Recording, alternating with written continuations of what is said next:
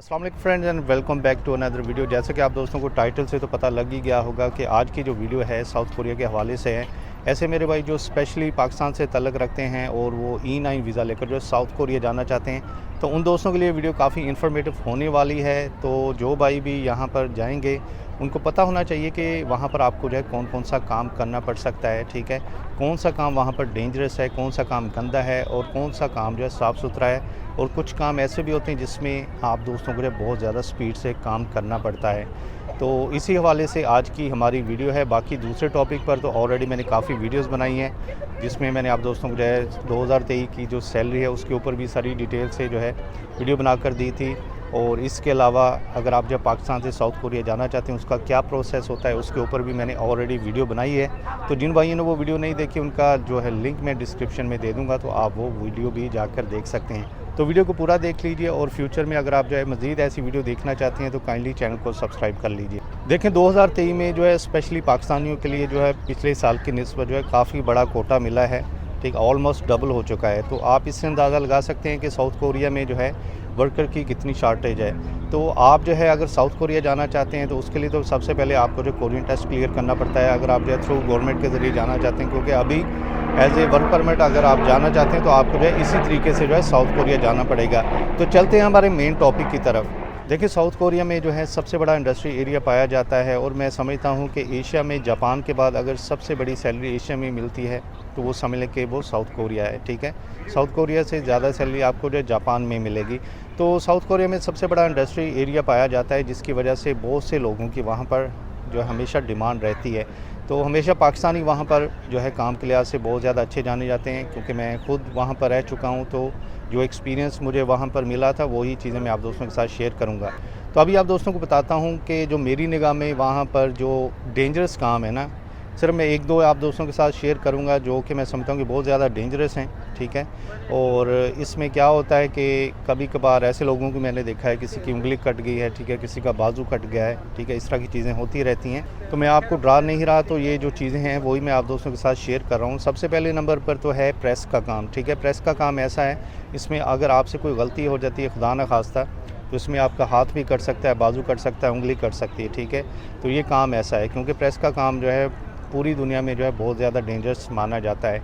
इसके बाद आता है शीशे का काम। शीशे का काम भी ऐसा है कि आप लोगों को पता ही नहीं चलता कि कब शीशा टूट जाता है, ठीक है। अगर आप दोस्तों ने उसको उठाया तो सडनली वो शीशा टूट जाएगा और जो है आपका जो हाथ डैमेज हो सकता है, बाजू डैमेज हो सकता है, यानी कहीं भी आप दोस्तों को जो वो शीशा लग सकता है। तो मेरी निगाह में ये जो दो काम है बहुत ज़्यादा डेंजरस हैं। इसके अलावा और भी बहुत ज़्यादा काम है, लेकिन सारी चीज़ें बताऊंगा तो वीडियो फिर काफ़ी लंबी हो जाएगी।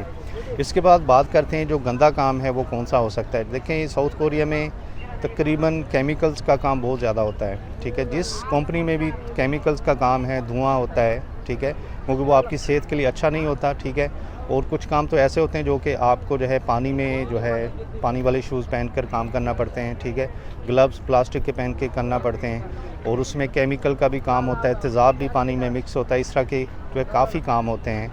तो इस तरह के जो काम होते हैं वो काफ़ी ज़्यादा जो है गंदे होते हैं और एक तो आपकी सेहत के लिए वो अच्छे नहीं होते। और इसके बाद बात करते हैं जो साफ़ काम होते हैं और उसमें आप दोस्तों को काफ़ी स्पीड से काम करना पड़ता है। देखें एक बात याद रखें, जितना काम आपको जो है साफ़ मिलेगा उतना ही उसमें आपको जो है स्पीड से काम करना पड़ेगा।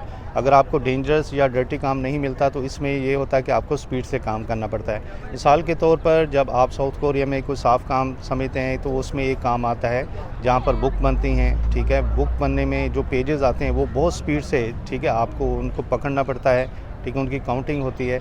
तो उसमें आप दोस्तों को काफ़ी स्पीड से काम करना पड़ता है। इवन कि आपको समझ लें कि 2 से 3 सेकंड की भी रेस्ट नहीं मिलती, आपको 100% अपना जो फोकस उधर करना पड़ता है। क्योंकि जब मैं साउथ कोरिया में था तो मेरा दोस्त था जो कि उस कंपनी में काम करता था जहां बुक्स बनती थी, तो उसके बकौल इसमें बहुत ज़्यादा स्पीड से काम करना पड़ता है। और इसके अलावा बहुत ज़्यादा काम हैं जो कि साफ़ सुथरे हैं और उसमें स्पीड से आप दोस्तों को काम करना पड़ेगा, ठीक है। कुछ काम ऐसे होते हैं जिसमें आपको स्पीड से काम नहीं करना पड़ता और उसमें जो है आपको स्लो भी काम करना पड़ता है और वो साफ़ सुथरे भी होते हैं, लेकिन उसमें आप दोस्तों को जो है 100% जो है पूरा जो है उसको चेक करना पड़ता है कहीं चीज़ कोई ख़राब ना चली जाए, क्योंकि अगर एक चीज़ भी आपकी ख़राब चली गई उसमें تو جو कंपनी ने जो सारा माल सेंड किया होता है दूसरी कंट्री में, वो सारे का सारा वापस आ सकता है। तो इस तरह के भी वहाँ पर काम होते हैं, तो जिसमें आपको जो काफ़ी ध्यान से काम करना पड़ता है। तो साउथ कोरिया में आप ये समझ लें कि हर किस्म की कंपनी आपको मिलेगी। यहाँ पर गाड़ियाँ बनती हैं, शिप बनते हैं, मोबाइल बनते हैं, ठीक है, हर किस्म की वहाँ पर आपको कंपनी मिलेगी। यहाँ पर फूड बनती है।